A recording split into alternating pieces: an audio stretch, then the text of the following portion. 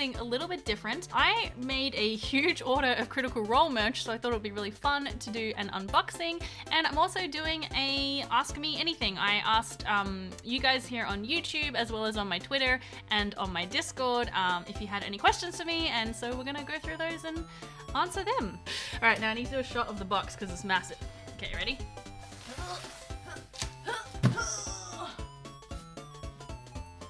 So let's kick off with a question before we open this giant box. Michael asks, how are you?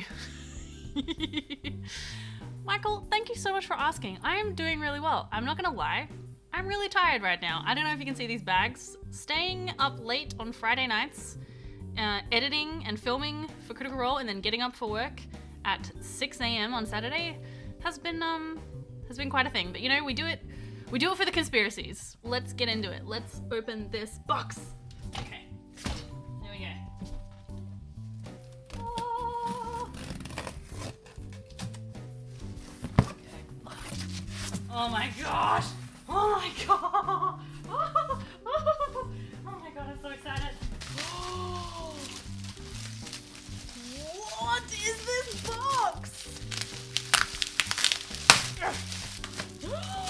Look at this box! I didn't know it came in a box like this. Look, it's so big, I don't even know if I can fit it in the frame. Hold on. Look! It's Gilmore. Ooh. Hello. Good. Okay, let's open this thing up. I want to see. Oh my gosh. So, I like how it's presented. This is very nice. Here we go. Oh, it's so plushy. It's so plushy. Oh my god. Oh, it's very big. It's a little bit too big, actually. I might have to take the sleeves off. Oh, look. Oh, it's so fluffy. Oh, it's so good. It is tray cozy. Now, does it have a hood? Oh my god, it has a hood! Yes! Oh, yes! It is currently, like, it was almost 40 degrees Celsius here today, so this is entirely the wrong weather for this. I actually like the long sleeves now. Oh, I'm so happy with this. And the print on the inside as well is gorgeous. It's very nice. So for those of you potentially wondering, this is a large. So I'm actually quite glad I got that because it's like, it feels just the right amount of oversize. Dakotamon asks, I'd love to know if dance is ever on the cards for you again. And so for those of you who don't know, before I started making YouTube videos, I was a full-time dancer and dance teacher.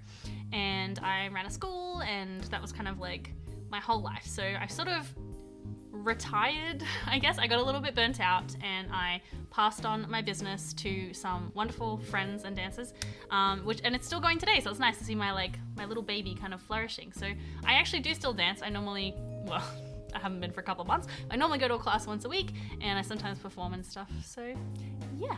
Dungeon Dad asks, do you think dice luck is real, and if so, what are your rituals to ensure your dice don't get you killed? Now, I'm gonna say I don't believe that dice luck is real, but I will stop rolling a dice if it rolls low too many times. Even though I know it won't make a difference, the dice goes to the side and I pick a new one.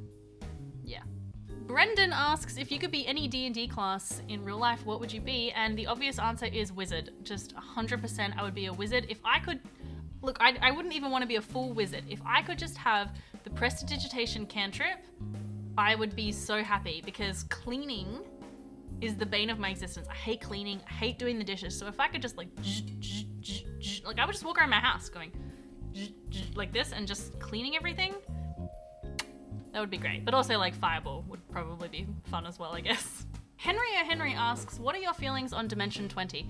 My feelings are highly favorable and I recommend it. It's a very good show. If I had time, I would make a second channel where I made videos about Dimension 20. The only reason I don't do that is because I don't have enough time. I barely have enough time for the videos that I currently make. But yeah, I could talk about Dimension 20 for like a bajillion years. That's my opinion on it. All right, we're gonna open another thing. Pretty much that entire box was Gilmore's robe. Like everything else is just like shoved into a corner. All right, this one. This is another seasonally inappropriate item, but I wanted it so bad. Look! Oh, I love it so much! Oh my gosh, it's so good! Merry Christmas!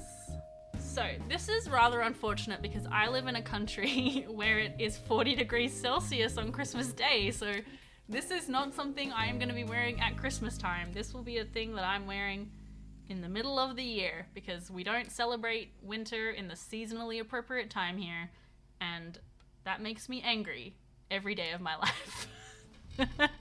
See?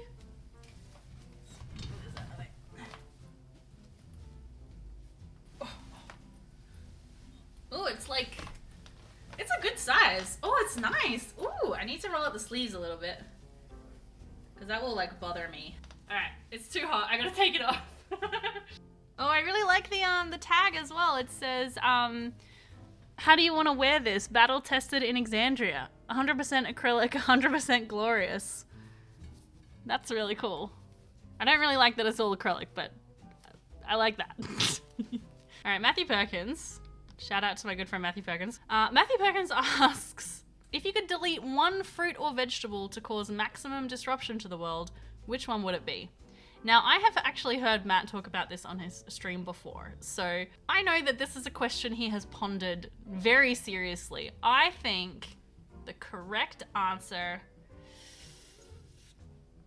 is onions. I think if you deleted onions from the world, so many dishes would just never work anymore. You just couldn't get the dish to taste the same without onions. That's what I think. Chris Matthew asks, are there any D&D modules you would like to play that you haven't played before? And the answer is yes, every single one of them. I have like okay, so I'm sure I'm not alone in this. I have a bookshelf of shame in which all of the D&D books that I have bought but I have never read are all there, and it's quite a lot. So yes, I just want to play more D&D. If I had to pick a top of the list, I want to do Wilds Beyond the Witchlight, because Feywild stuff is like 100% my jam. Yeah, but apart from that, it's just like, I need to read those books. Callisto Warrior Queen asks, if you were a D&D character as yourself, what would your best stats and skills be, and what would your dump stat be? And I think, okay, I think my best stat would be charisma. Is that really narcissistic to say? I don't know, I'm a performer for a living, okay? It's my job to be charismatic. Please validate me. I think intelligence would probably be next, only because my other stats would not be very good. I think my dump stat is definitely either strength or constitution, because I get sick all the time. I feel like my dexterity would be okay because I am a dancer, so I have like coordination and stuff, so surely that counts. I don't know. Yeah, actually, maybe I should change intelligence to dexterity. I think charisma and dexterity would probably be my best stats. Moth, one of the lovely mods in my Discord and on my Twitch channel, asks, what Critical Role NPC did you emotionally attach to the quickest? And I think the answer for me is Pumat Sol in Campaign 2. I remember when Matt first started role-playing that character, I was just completely blown away. I was like, I made Jared is my husband, I made him watch the clip because I was like, look at this thing, because he doesn't watch Critical Role. And then he was like, yeah, that's cool. And I was like, what are you talking about? So I think that's probably it for me.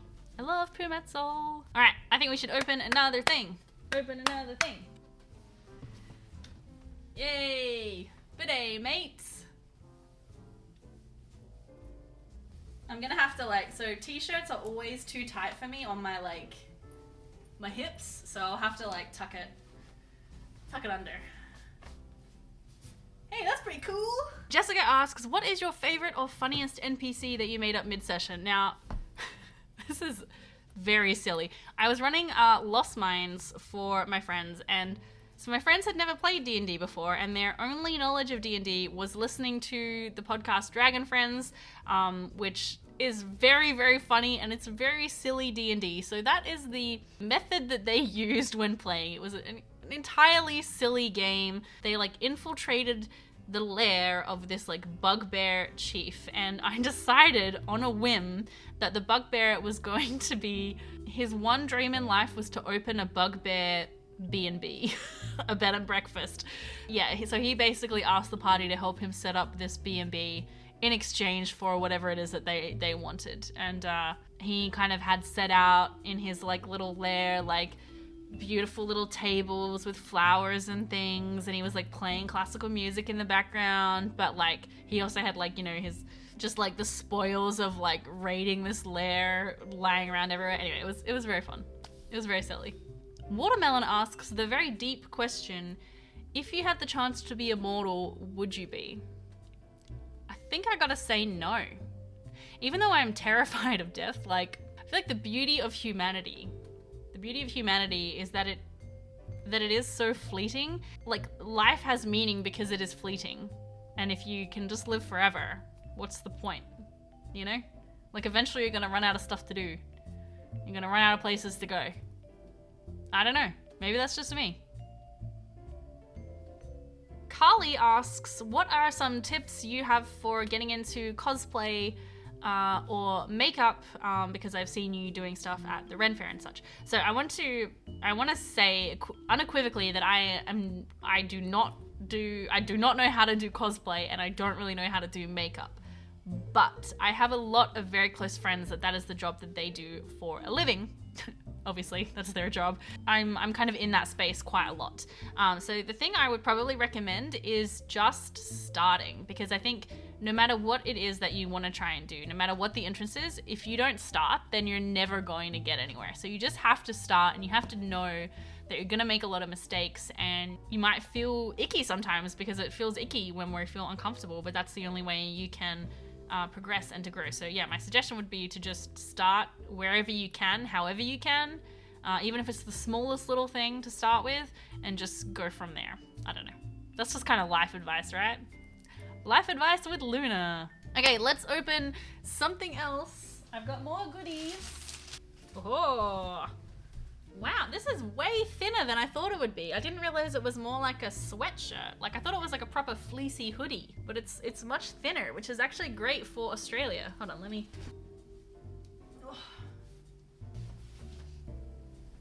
Oh, that's comfy. Oh, I didn't realize that it was like that kind of soft fabric. I like that. Oh, that's nice. I don't know why every time I put something new on, that's what I gotta do. The Pizzo asks, what was the main thing drawing you to Critical Role? So I think for me, I started playing D&D late, very, very late 2018. I think it was like December 2018.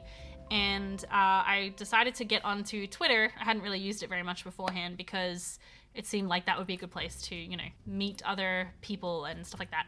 And of course, as soon as you like enter that space, you hear about Critical Role. So I'd been hearing about it for ages and ages.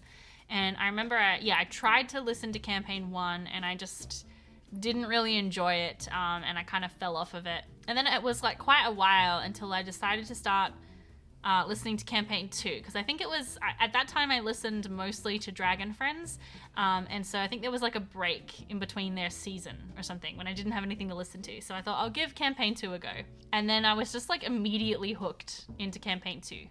And I think the reason that I enjoyed so much is just there's just something really magic about it. I think that's why they're so successful. So yeah, and I think also being a part of like an online community where you share something is really awesome and good. And obviously it has its downsides. Like, I don't want to downplay the negative sides of any fandom, like literally any fandom about anything. There's always going to be negative sides, but yeah, I really enjoy that part of the experience, and it's so lovely like having this space here now on YouTube. I'm very grateful for everybody who comments and stuff like that, and that we can all kind of talk about this stuff together, because it's just really fun, and it makes the experience so much more rich and enjoyable when you sort of have this like greater context around each episode, if that makes sense.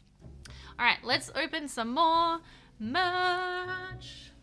Okay, one more t-shirt. Oh, this very matches the shirt that I'm currently wearing. Hey, Boulder Parchment shears. All right, I don't need to put this one on because I think it's the same size as the others. Look at that. It's even got the rules of the game. In case you don't know how to play Boulder Parchment Shears. Zach asks, what got you into D&D in the first place and why did you stay? And so I've talked about it a bunch of times tonight, but Dragon Friends was a podcast I started listening to on the recommendation of Jared. He went to PAX and he saw one of their live shows and he was like, this is great. And so he kind of introduced me to it that way.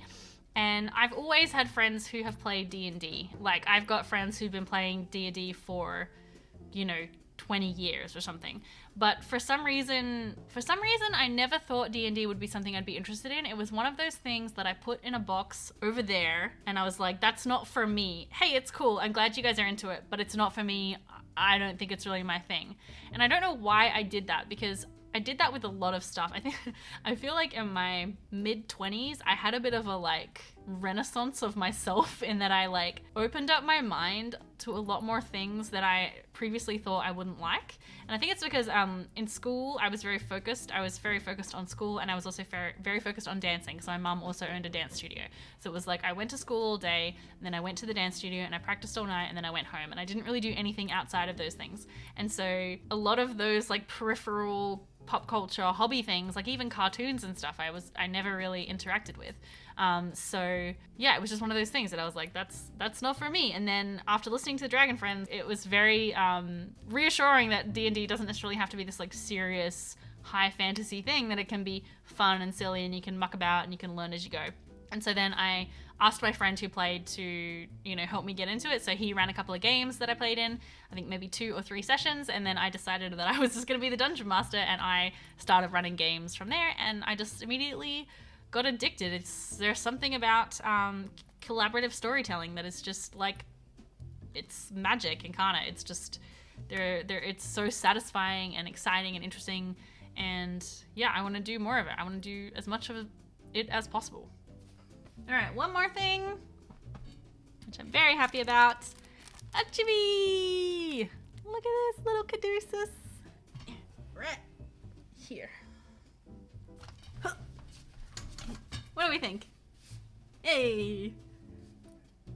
So cute! Well, that's it for me this week. Thank you so much for hanging out. I want to say a special thank you to my patrons and YouTube members who help me make these videos and help me pay for equipment like my fancy new lights. So thank you very much. If you'd like to learn more about that, there's details in the description below. And don't forget to join my Discord where we chat all things D&D and Critical Role and what our favorite houseplants are. And I'll see you there. Bye!